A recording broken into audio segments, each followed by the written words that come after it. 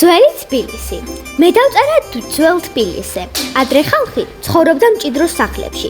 ისინი ერთმანეთს სიყვარულს და სითბოს უზიარებდნენ. თოქზე გაფენილი ფერადი სარეცხი იქაურობას უფრო და უფრო ამშვენებდა. მე ვისაუბრე ძველ თბილისზე. ამ ნახატში მე დიდი შრომა და სიყვარული ჩავდე. ამ ნახატის ავტორია ელენე ახვლედიანი.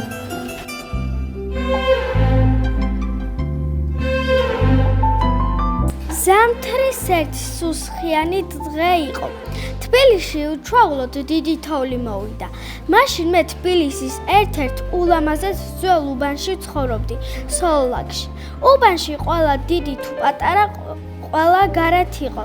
ბავშვები ციგებით სრიალებდნენ, უფროსები კი დათოვლილ ქუჩაზე სეინობდნენ.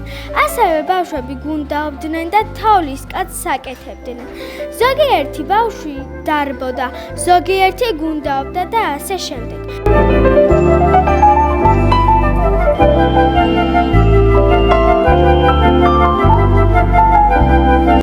რა კარგია მოთხრობის გამოგონება. დღეს შაბათია. ქალაქში ცხელა. ბუნებამ გაიღვიძა. გაიშალა ყველანაირი მცენარე. გააამალდა ქალაქი. ბებიამ გამოაცხო ნამცხვარი. დედიკოს ადილს ამზადებს. მამა მუშაობს, მაკი ერთობა მეგობრებთან ერთად. მე კი ვწერ მოთხრობას, რომელსაც თქვენ გიკითხავთ.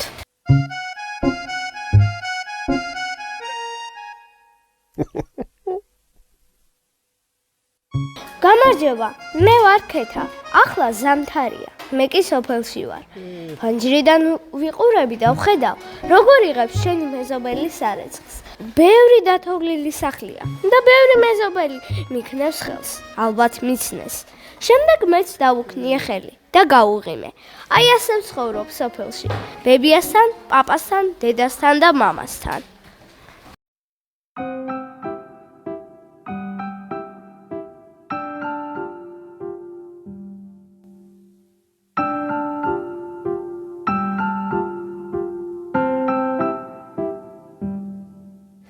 დღეს ზამთრის ერთი დღეა.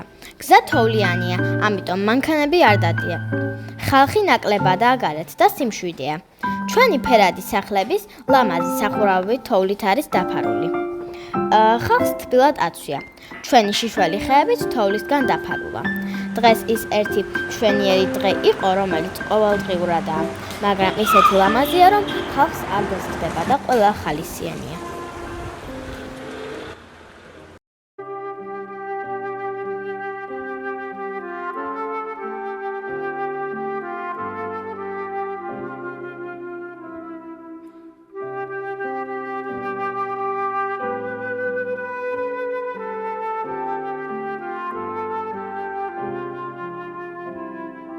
ზამთარი მოვიდა. ბავშვები გუდაობენ, ნათვის ღე ჩავდგით. ადამიანები ქეიფობდნენ. თოვლი რა ლამაზია.